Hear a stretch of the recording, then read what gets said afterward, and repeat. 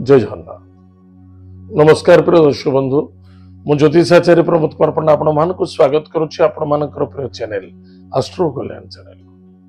प्रिय दर्शक बंधु, जो व्यक्ति मानक तो चैनल को देखुछन्ते सब्सक्राइब करिनांते सब्सक्राइब करंतु, लाइक करंतु, अधिक अधिक शेयर करंतु। एबे आसंतु जानिमा श्रावण मास निमित्त सुंदर टिप्स टिए जो व्यक्ति माने व्यापार वाणिज्य करुछन्ते, स्पेसिफिक व्यापार वाणिज्य को वृद्धि करबा पाए देवदेव महादेव को समर्पित हवा कौन कले जे व्यापार वाणिज्य रे फरक पड़िबो।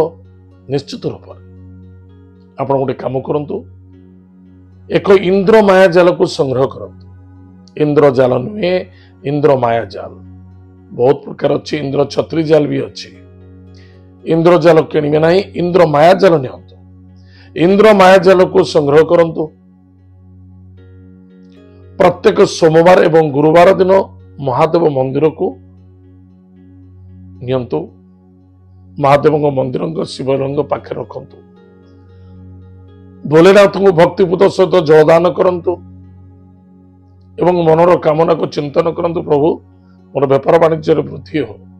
हलदिया पुष्प एवं हलदिया चाउल एवं हलदी चंदन। हलदी चंदन केमती ना हलदी एवं केसर को घोरी भोलेनाथ को दान करंतु एवं दुग्ध जनित मिष्टान दान करंतु।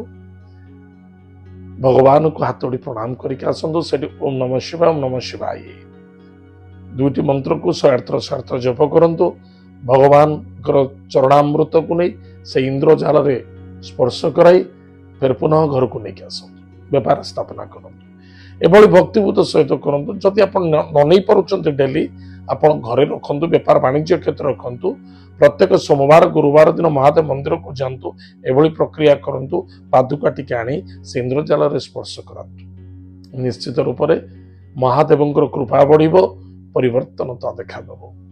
करंतु, सफलता मिलिबो। प्रिय दर्शक बंधु, या एपिसोड को अधिक लोक को शेयर करंतु, जहाँफल जो मैंने व्यापार वाणिज्य करुँच किसी ना किसी तो फल पड़ू। जय जगन्नाथ। नमस्कार।